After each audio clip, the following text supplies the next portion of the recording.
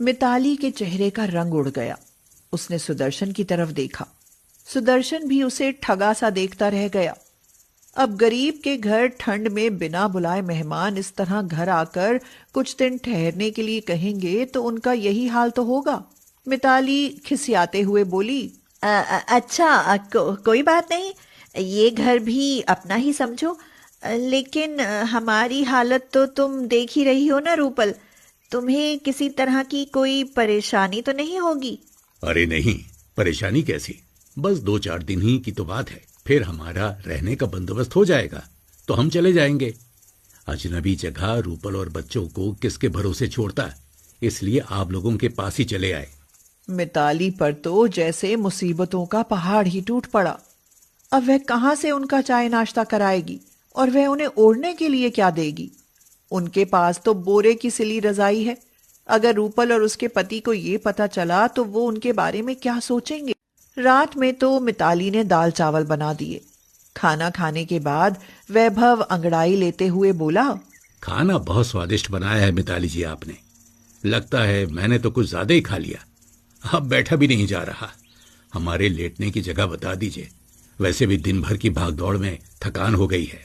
मिताली ने रूपल को एक तरफ बुलाते हुए कहा, रूपल, वैभव और ये वहाँ चारपाई पर लेट जाएंगे। तुम और बच्चे मेरे साथ यहाँ नीचे फर्श पर लेट जाना।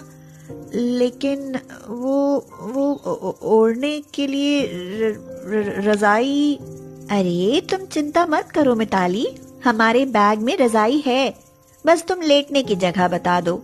मिताली के सिर से जैसे बहुत सारा बोझ उतर गया। उसने मुस्कुराते हुए हाथ से इशारा किया। अरे सुदर्शन भाई, आप मेरे साथ यहीं आ जाइए, हम दोनों एक ही रजाई में लेट जाएंगे।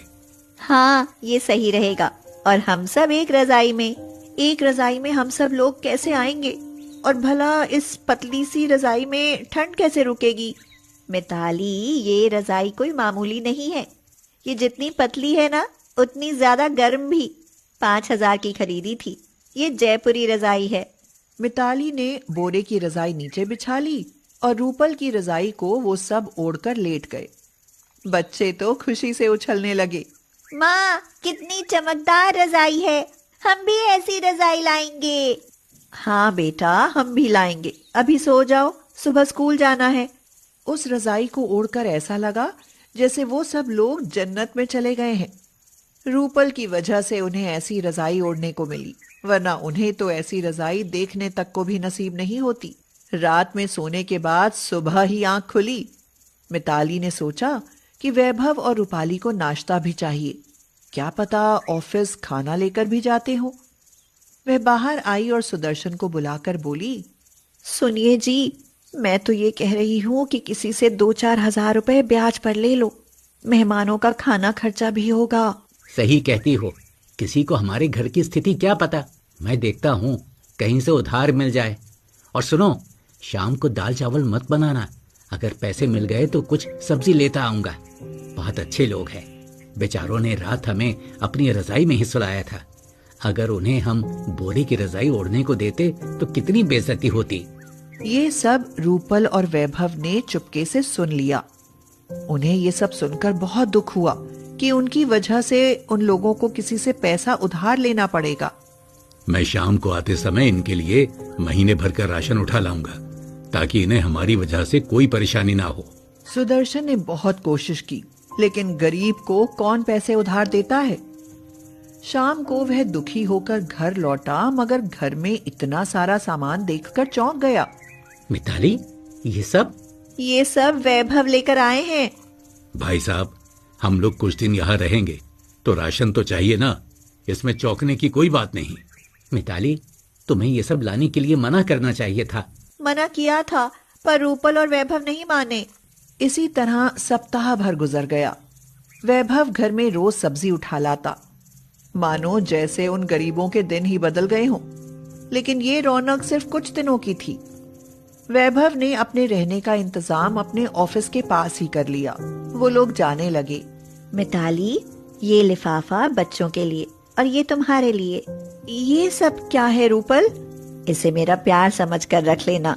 भाई साहब, आपके लिए सरप्राइज है। मैंने अपने ऑफिस में ही आपके काम की बात कर ली है।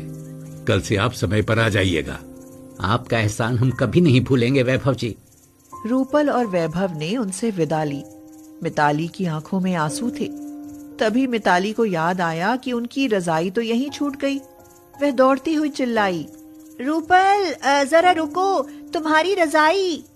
ये सुनकर रूपल रुक गई और बोली, वो अब हमारी नहीं तुम्हारी है।